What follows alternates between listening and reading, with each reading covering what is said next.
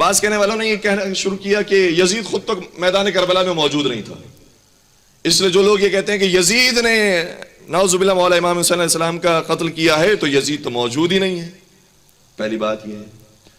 دوسری بات یہ ہے کہ کوئی ایسا ثبوت بھی نہیں ملتا جس سے پتہ چلے کہ یزید نے حکم دیا ہو کہ تم حسین مظلوم کو اور حسین کو شہید کرو. کوئی یزید کا اس طرح کی بات بھی ہمیں نہیں ملتی. دونوں باتوں کو مختصر جواب دے کر بات کو آگے بڑھا دوں گا. پہلی بات یہ کہ جو لوگ یہ کہتے ہیں کہ یزید موجود نہیں تھا اس لیے یزید قصوروار نہیں ہے، تو ان کے لیے میں چھوٹا سا جملہ عرض کروں کہ یہ تو آپ کہہ رہے ہیں کہ حسین کے مقابلے میں یزید کھڑا نہیں تھا اس لیے یزید قصوروار نہیں ہے. مجھے یہ بتائیے کہ جو حسین سے پہلے کی ہستیاں تھیں علی کے مقابلے میں جو کھڑے ہوئے تھے، کیا آپ کھڑے ہونے کے بعد ان پر لعنت بھیجتے ہیں؟ تو آپ کے یہاں تو موجودگی اور عدم موجودگی کوئی معیار ہی نہیں ہے. جو موجود تھے آپ ان پر لعنت نہیں بھیجتے. تو اگر ہم نے ثابت بھی کر دیا کہ یزید موجود تھا تو کیا گارنٹی ہے کہ اس پر لعنت بھیجی جائے گی؟ تو اس کا مطلب یہ ہوا کہ موجودگی ثابت کرنے سے کوئی خاص فائدہ نہیں ہوگا. یہ ثابت کرنا پڑے گا کہ کیا یزید نے واقعی یہ خط لکھا تھا، حکم دیا تھا یا نہیں دیا تھا. تو ہماری کتابوں میں، اور یہ اپنے نوجوان دوستوں کی خدمت میں عرض کروں کہ واقعہ کربلا کے بارے میں جتنی روایت اہل تشیع کتابوں کے اندر پائی جاتی ہے تقریباً اتنی ہی روایت یا اس سے زیادہ روایت اہل سنت کتابوں کے اندر پائی جاتی ہے.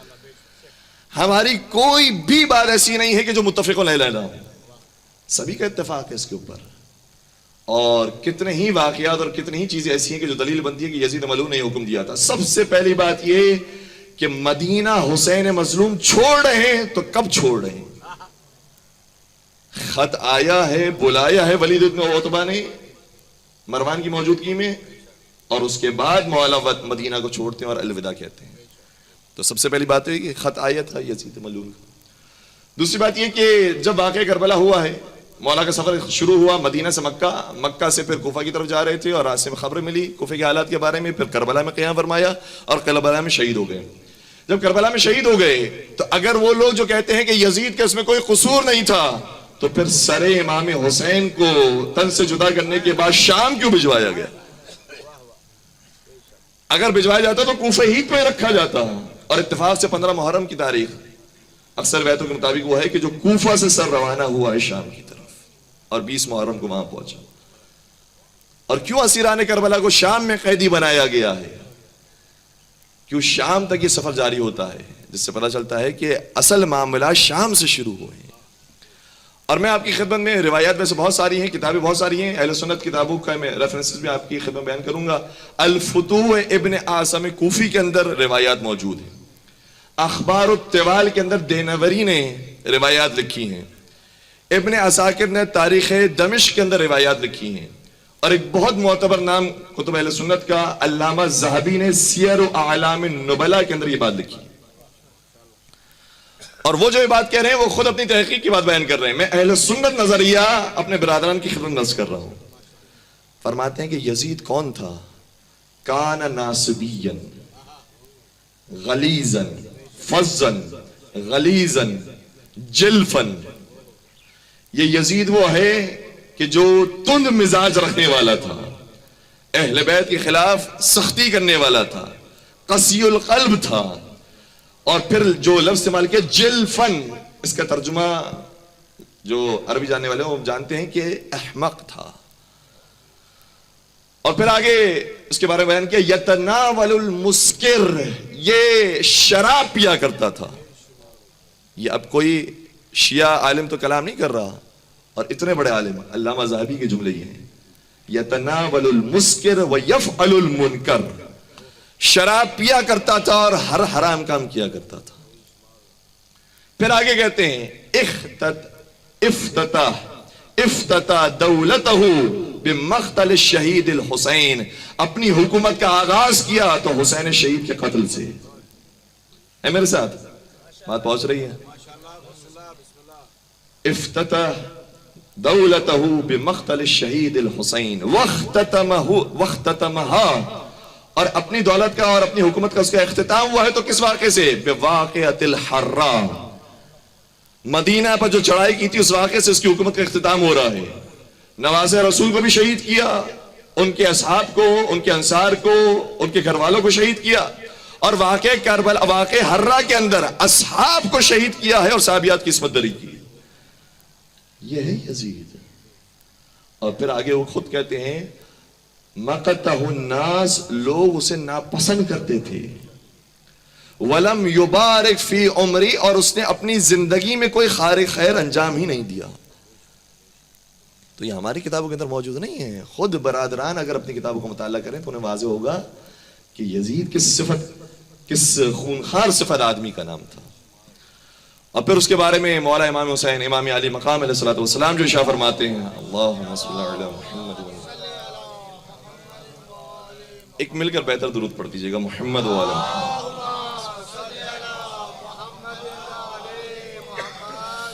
جب امام نے شاہ فرمایا کہ ولید کے دربار میں کھڑے رہ کے فرمایا ان اہل بیت النبوہ، ہم اہل بیت نبوت ہیں، ومعدن الرسالہ، رسالت کے معدن ہے، ومختلف الملائکہ، ملائکہ ہمارے در پر آنا جانا کرتے ہیں. اور پھر آگے شاہ فرمایا ویزید رجل فاسق شارب الخمر قاتل النفس المحرمہ معلن بالفسق مثلی لا یبایع مثلہ. فرماتے ہیں میری زبان سے سنو کہ یزید کون ہے.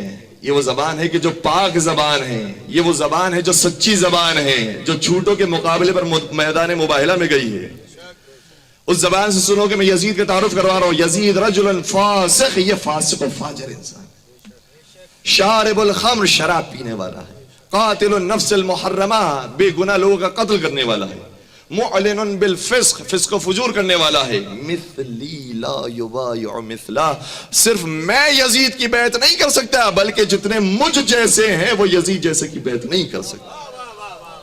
حسینیت زندہ باد، حسینیت زندہ باد، یزیدیت مردہ آباد، یزیدیت مردہ آباد. دشمنان اہل بیت پہ لعنت، بے شمار محمد والے محمد بلند تر صلوات. اللہم صل علی محمد وآل محمد وعجل فرج. تو یزید کو پہچاننے کی ضرورت ہے.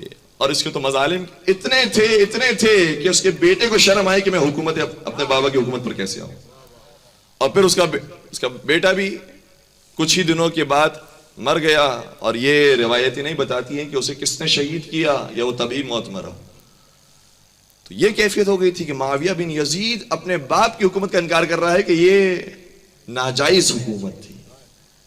وہ حکومت جو نواز رسول کے خون سے سجی ہو، اس حکومت کا انکار خود اس کے بیٹے نے کر دیا. بتا دیا کہ میرا باپ کیا تھا.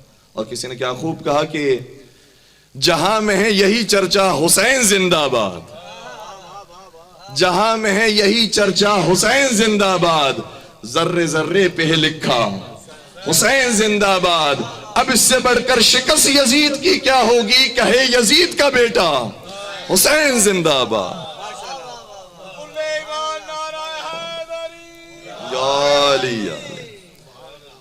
تو جو یزید کو ڈیفینڈ کر رہے ہیں وہ اپنی ہی بزرگان کی کتابوں کو دیکھیے کہ ان کے نظریات کیا تھے.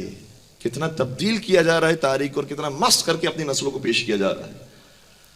اور ہم بہت ساری چیزوں میں تحفظات کا اظہار کرتے ہیں لیکن یزید کے معاملے پر کوئی تحفظ نہیں ہوگا. وہاں پر کھل کے بات ہوگی. اور تفسیر آلوسی بہت معتبر تفسیر ہے برادران اہل سنت کے نزدیک، جس کے نام ہے روح المعانی. علامہ آلوسی نے کتاب لکھی. اس تفسیر کے اندر باقاعدہ اس روایت کو نقل کیا ہے انہوں نے. اور یہ کوئی شیعہ روایت نہیں، شیعہ راوی نہیں. کہتے ہیں کہ امام احمد ابن حنبل سے ان کے بیٹے نے سوال کیا کہ بابا جان یہ بتائیے کیا یزید پر لعنت بھیجنا جائز ہے؟ کیونکہ اس زمانے میں یہ اختلاف تھا کہ یزید کو لعنت بھیج سکتے نہیں بھیج سکتے. اگر بھیج دی تو اس کا مطلب یہ ہے کہ کوئی خلیفۃ المسلمین ہونے کے باوجود بھی لعنت کا مستحق ہو سکتا ہے. اور اگر خلیفۃ المسلمین ہیں تو کیا پھر اس طریقے سے ان پر لعنت نہیں بھیجی جائے، یہ کیا جائے، کیا کیا جائے؟ آپ بتائیے آپ کا کیا نظریہ ہے. انہوں نے بڑا خوبصورت جواب دیا. اگر یہ کہہ دیتے کہ میرا نظریہ یہ ہے کہ یزید پر لعنت بھیجنا جائز ہے تو بات یہیں پہ ختم ہو جاتی، دفن ہو جاتی. لیکن انہوں نے کہا کہ میں تو قرآن کی آیت پیش کر رہا ہوں. قرآن کی آیت یہ کہہ رہی ہے کہ یزید پر لعنت بھیجو. کون سی آیت کا ارشاد ہوتا ہے قرآن کریم کے اندر کہ قرآن کریم یہ کہتے ہیں فَهَلْ تَوَلَّيْتُمْ فَهَلْ عَسَيْتُمْ إِن تَوَلَّيْتُمْ أَن تُفْسِدُوا فِي الْأَرْضِ وَتُقَطِّعُوا أَرْحَامَكُمْ أُولَٰئِكَ الَّذِينَ لَعَنَهُمُ اللَّهُ فَأَصَمَّهُمْ وَأَعْمَىٰ أَبْصَارَهُم۔ قرآن کریم یہ کہتا ہے کہ کیا تمہیں منافقین سے یہ توقع ہے اور اس کے علاوہ کچھ اور توقع ہو سکتی ہے کہ جب انہیں حکومت دی جائے گی تو زمین میں فساد برپا کریں گے، قطع رحمی سے کام لیں گے؟ اگر منافقین کو حکومت مل جائے اور زمین میں فساد برپا کریں، اولئک الذین لعنہم اللہ، تو ایسے ہی منافقین پر اللہ کی لعنت نازل۔ کہ قرآن کہہ رہا ہے کہ یزید پر لعنت ہو، فَأَصَمَّهُمْ، اور ان کے کان بہرے ہو جائیں، ان کی آنکھیں اندھی ہو جائیں۔ قرآن کریم نے یہ الفاظ استعمال کیے ہیں۔ تو کیا تمہیں کوئی شک و شبہ ہے کہ منافقین کو اگر حکومت ملے گی اور یہ کام کریں گے تو ان پر اللہ کی لعنت نہیں آئے گی؟ لعنت کے مستحق قرار پائیں گے۔ لیکن میں کہوں گا اے امام احمد بن حنبل، آپ نے بڑا کام کر دیا، آپ نے قرآن کی آیت پیش کر کے ہمارے بہت سے معاملات کو حل کر دیا، کیونکہ قرآن میں نام موجود نہیں ہیں، اوصاف موجود ہیں، خصوصیات موجود ہیں۔ قرآن تو اصول سے بات کرتا ہے، لہذا جو اس اصول پر پورا اترے اس پر قرآن کے مطابق لعنت ہے۔ اور اس کے لیے 3 صفتیں ہیں۔ پہلی صفت یہ کہ وہ منافق ہو، حکومت لے لے اور فساد برپا کرے تو اس پر اللہ کی لعنت ہو۔ اب دیکھتے جائیے، جو منافق گزرا اور حکومت چھینی اور پھر زمین میں فساد برپا کیا، اس پر قرآن کے مطابق اللہ کی لعنت نازل۔ تو یہ کوئی نیا نظریہ نہیں ہے کہ جو ہم بیان کر رہے ہیں، یہ 14 صدیوں سے چلا آ رہا ہے۔ اور آج ہمیں اتفاق ہوتا ہے کہ عجیب ویڈیوز، عجیب ہمیں کلپس دیکھنے کو ملتی ہیں کہ جس میں یزید کی حمایت کی جا رہی ہے، یزید کے فضائل بیان کی جا رہے ہیں۔ ذرا دیکھیں تو صحیح ان کے بزرگان نے کہا کیا ہے، اور کسی نے کیا خوب کہا کہ پوچھو یزید سے تیرا راج کہاں ہے، وہ خون سے آلود تیرا تاج کہاں ہے، زندہ ہے حسین ابن علی زندہ ہے، لعنت کے سوا ذکر تیرا آج کہاں ہے۔